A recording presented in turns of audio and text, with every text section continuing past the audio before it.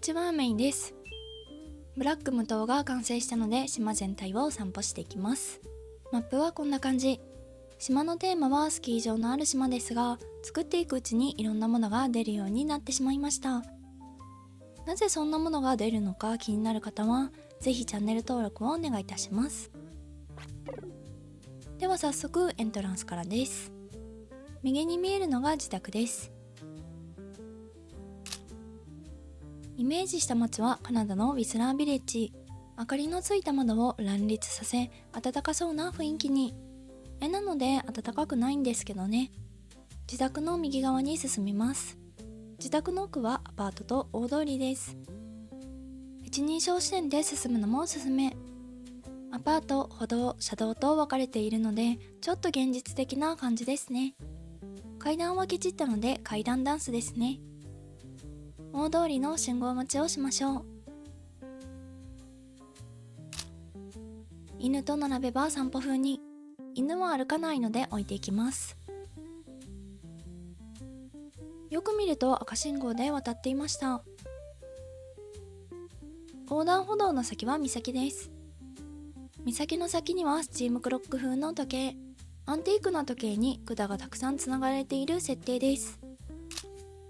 平行の視点だと肝心な文字盤が見えない欠点があります。この視点で見なければ OK という暴論で作られました。実はこの大通りの先に今は封鎖されているトンネルがあります。封鎖されているのに通ろうとしている愚か者の車もありますね。このトンネルは100キロで走る妖怪が出るから封鎖されています。その妖怪とかけっこで負けたら呪われます。夫の島を奪って作った代償ですね。さらに奥へ進みます。妖怪トンネルの横にはハッピーな雰囲気のおもちゃ屋さん。隣との温度差がえぐくて狂気を感じます。作った時期がもうすぐクリスマスの時期だったので作りたくなっちゃったんでしょうね。隣のトンネルを進んなければただのハッピーなおもちゃ屋さんです。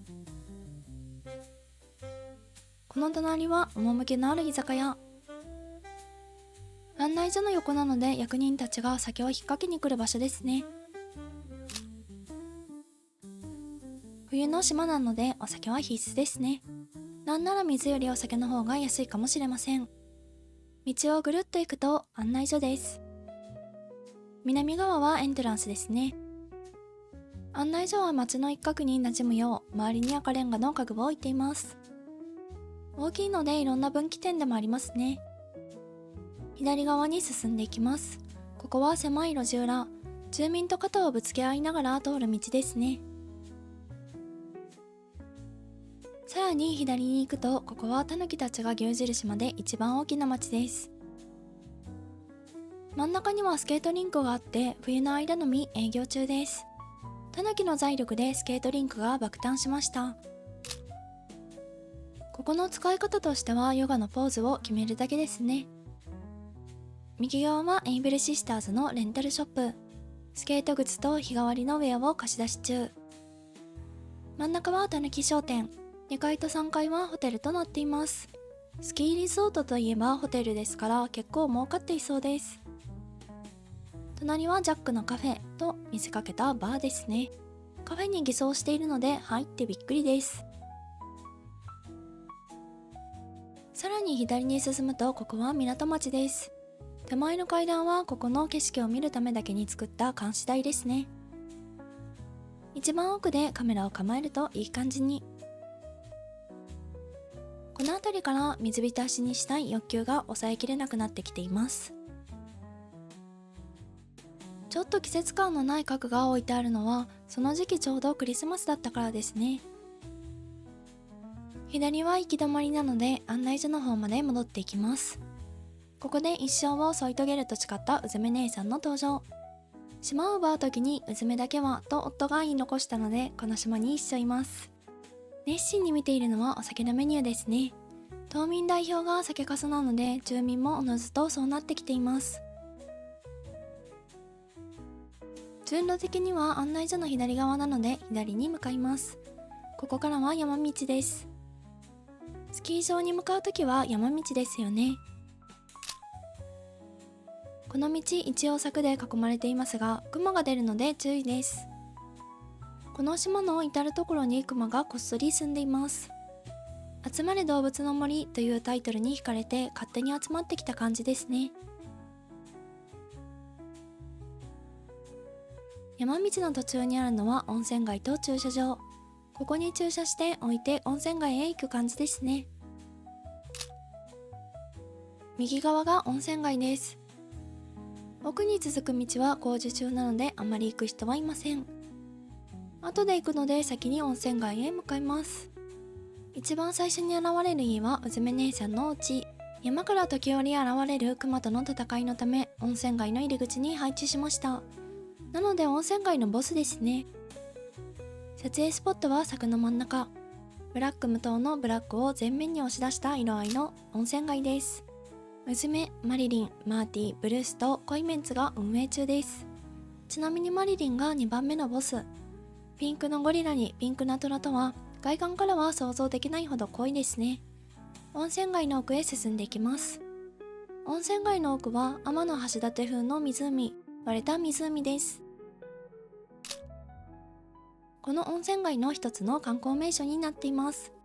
晴れた日がかなりおすすめ。朝だと湖に水蒸気が上がるのも好きなポイントです。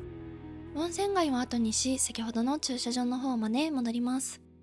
さっき行かなかった方の道へ向かいます。みんなが行かないため足跡もここまでしかありません。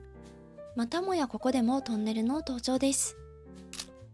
島民代表が映えのために作りましたが崩壊し、現在は通行止めです。なくてもいいものを無理やり作った島民代表の末路のようですね。ちなみに奥には力技で行きます。夢でぜひ挑戦してみてください。どんどん右に進んでいきます。工事用テントになり下がった風太のテント裏まで来ました。ここは地元民の中で行ってはならぬと言われている道。何に招かれるのか分かっていませんが何かいるようです。妖怪もクマもいるので何か集まっちゃったみたいですね。先に進むとただ山が見える山道。不思議な道が山の谷になるように設計されています。島の半分は自然エリアなのでここら辺はかなり木が多いです。ここはちょっとだけ和風エリアですね。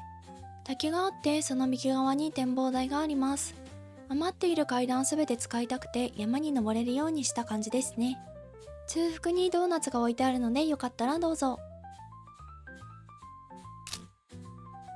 遠くの海を眺める展望台です。花火大会とかここでまったりするのもいいですね。山風海風があり極寒ですけどね。この島は一方通行、行き止まりばかりなので元の場所に戻っていく作業が多いです。山のもう一つの撮影スポット、黒塗りの車の後ろですね。洞窟から滝が出ているようにして展望台も見えるようにしています。山道の道路を進んでいきます。山道が作りたくて作った道路なのでかなりシンプルですね。坂を下るとここはスキー場です。スキー場にある値段高めのレンタルショップですね。ちなみにここもクマが出ます。スキー場に車で来た人たちの駐車場があってその奥にゲレンデがあります。スノーウェアをも着ずにゲレンデへ失礼します。無人のスノーボードがあるのでお好きなボードに乗っていきます。これはリフトですね。上にハムスケのリフト管理小屋があります。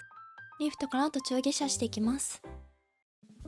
リフトだけならマイルサインなしで作れます。写真をスキー場で撮るとき、スノーボードの上でヨガのポーズを決めると様になります。動画だと滑っていないのバレるんですけどね。このスキー場にはセンターハウスがない代わりにゲレンデの見えるカフェを作っています。見た目夏住民のパタヤさんが運営する冬のカフェですね。島民代表の命令により夏を取り上げられた感じです。いろんなところが一方通行ですが実はつながっている場所もたくさんあります。